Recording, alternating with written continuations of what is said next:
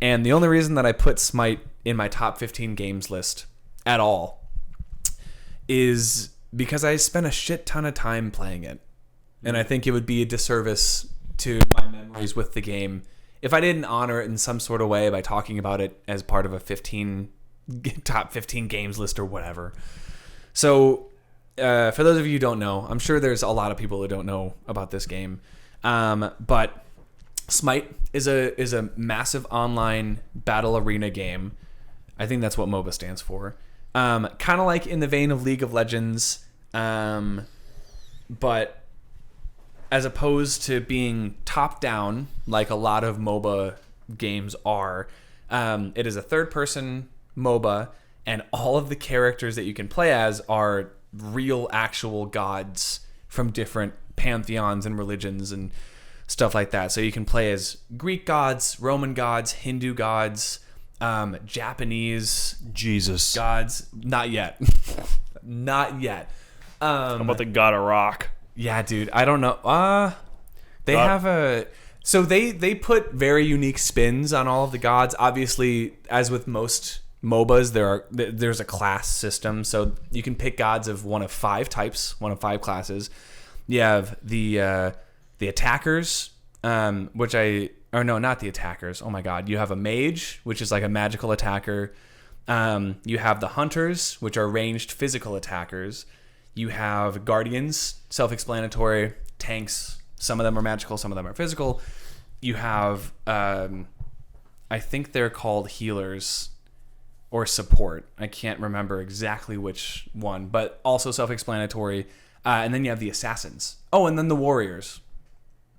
There's no support. I lied. What? Are you kidding? You are the support, son. Name that movie. That's Gears 1. Shit. Fuck. Yeah, so there's no support, but there are different, mages and guardians that fall into that support category. There are assassins who are very up close and personal. They do a lot of damage right away, but they're very weak, like glass cannons. And then you have warriors who are kind of like the best of everything. So they're kind of tanky. They sometimes have range. Sometimes they do a lot of damage. And so, for example, Thor is an assassin, so he uses fucking Mjolnir to like zip into a battle, and then he does high damage, and then he zips back out. Yeah, Loki is also an assassin because they're brothers. Adopted. Adopted. Yeah. Yeah, you have gods like Cthulhu is in the game. He's a guardian because he's really fucking big, and. Yeah, they added a bunch of different pantheons since the start of the game. So now there are Celtic gods. Or is it Celtic? Celtic. Better. Celtic sounds better. I know the basketball team are the Celtics. So I'm not sure where they got their name from. But, yeah, they've added Celtic gods. They've added the I forget what pantheon Cthulhu is from. But... they're just adding more gods, and they're, in fact, coming out with a Smite 2. But what's weird... Lord help Nick. Lord help me indeed. But what's interesting is they're coming out with a sequel, but they're keeping both games... online. So you could switch between Smite 1 and Smite 2 if you wanted to, because both of them are still going to be live, which sounds like, to me... they're going to kind of cater to 2 different play styles. Like, I'm sure it's going to be a very similar experience overall. But just in case someone has a preference for the play style of 1, they could play that. Or the play style of 2. It's going to be cross-platform. It's going to be awesome. A lot of returning gods. And apparently any god that they release in Smite 2 is also going to be playable in Smite 1. So, I don't know, man. It's just fun for me. And I'm not a very online competitive game kind of person, but for whatever reason, Smite just hit all of the right buttons for me. They have crazy skins. They've done collaborations with a bunch of different, not even just shows and movies, but they've done musicians too. Like, they added the entirety of Slipknot into the game. I know. They have an Avatar, The Last Airbender collaboration. They have a Nicktoons collaboration where they put like Danny Phantom and XJ9 into the game. They have a Ninja Turtles collaboration, Transformers. So there's a lot of content that I think appeals to a lot of people in Smite. Obviously, the game came under a little bit of controversy, specifically with the Hindu gods. Because I guess religious figures in India, they were like, that's not cool, and we don't like that. So you got to take them out of the game. Or specifically with Kali, they complained that she wasn't wearing enough clothes and that she was too exposed. Even though in a lot of like religious texts and artists, I'm getting sleepy, dude. My brain's not working. You're talking too much. It's the eclipse. Yeah, that's what it is. There is a limit. I never thought there was a limit to how much I could talk, but I guess there is. Yeah, with Kali, even though in art from like hundreds of years ago, they show fucking titties all the time.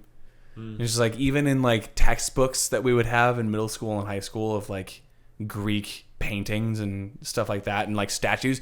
Dude, your statue, he has a fucking, his wang is just hanging all the way out. My what? The statue of David. Yeah. Hey, his little wiener is just popping out. Yeah, I mean, that's Americans for you. No, that's Italians. Is it Italians? Okay, hold on. Oh, fucking hell, man. Who built or who made the statue of David? This is an informative podcast now. Michelangelo created David. Okay. Michelangelo's David. Yeah, okay. He was an Italian sculptor, painter, and architect, and poet of the High Renaissance. Yeah, so it was the Italians. Fucking Italians.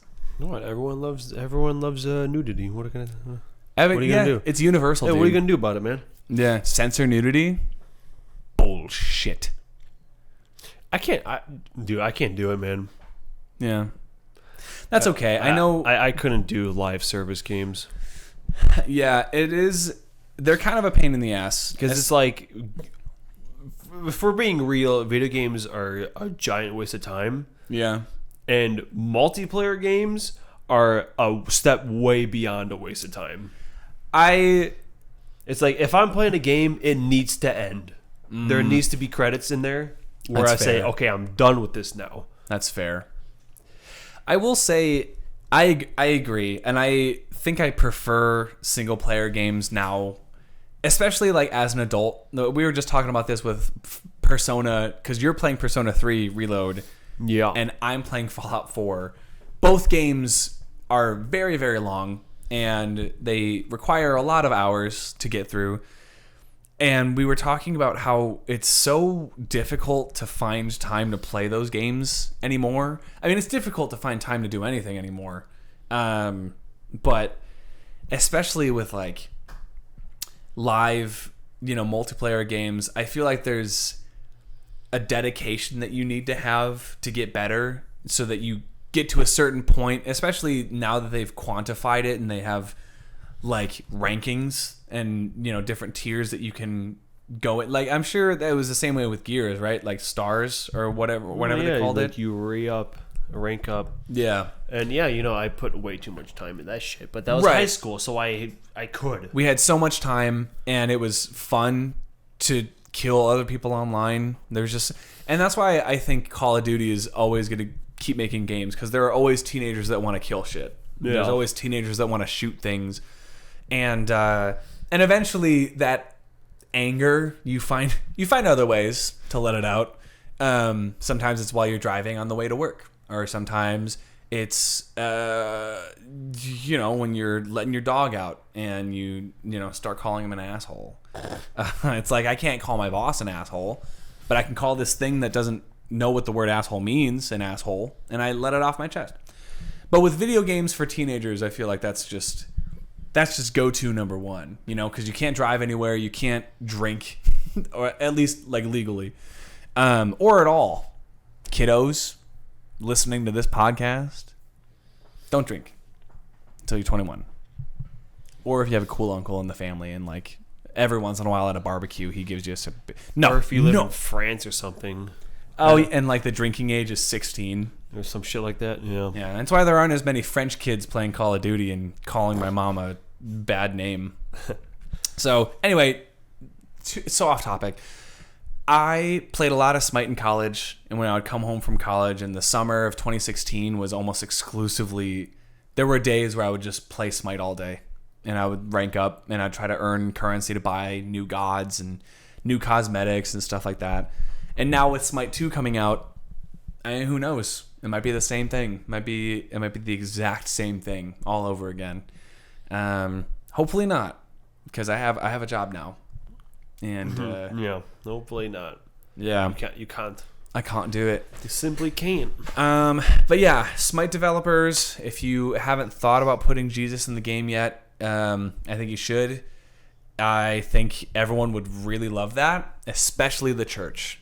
I think they'd really get a kick out of it because they are notorious for being good sports and knowing how to take a joke.